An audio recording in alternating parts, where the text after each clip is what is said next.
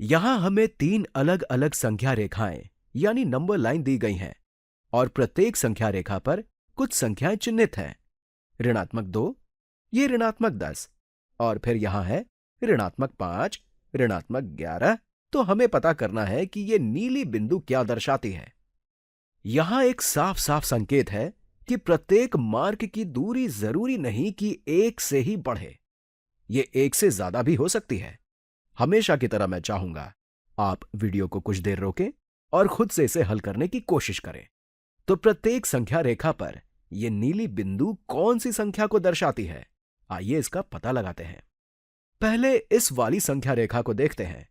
ये ऋणात्मक 2 है, ये ऋणात्मक 10 और हमसे ये वाला पूछा गया है। नीला वाला तो ऋणात्मक 10 के भी बाईं ओर है।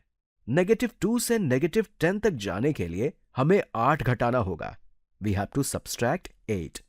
इसका मतलब अगर हम 2 स्थान बाईं ओर जाते हैं तो वो 8 घटाने जैसा होगा। तो अगर हम और 2 स्थान बाईं ओर जाते हैं, फिर से यहां 8 घटाएंगे, ये हो जाएगा ऋणात्मक 18। अगर फिर से 2 स्थान बाईं ओर जाते हैं तो ये भी और 8 घटाना होगा। ऋणात्मक 18 घटा 8 बराबर होगा ऋणात्मक 26 के। इसे सोचने का एक तरीका और है।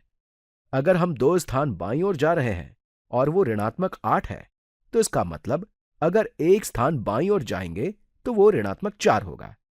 तो ये हो जाएगा ऋणात्मक 6। फिर और ऋणात्मक 4, हम पहुंच गए ऋणात्मक 10 पर। ऋणात्मक 14, ऋणात्मक 18, ऋणात्मक 22 और ये हो जाएगा ऋणात्मक 28। अब इस वाले को देखते हैं। इस बार नीली बिंदु दाईं ओर है। तो अगर हम ऋणात्मक 11 से शुरू करते हैं और 2 स्थान दाएं जाने पर ऋणात्मक 5 पर पहुंच जाते हैं, तो यहां से यहां पहुंचने के लिए हमने 6 को इसमें जोड़ा है। अगर 2 स्थान 6 है तो एक स्थान 3 होगा, ये वाला भी 3 होगा। तो अब हम प्रत्येक मार्ग के लिए 3 जोड़ते जाएंगे।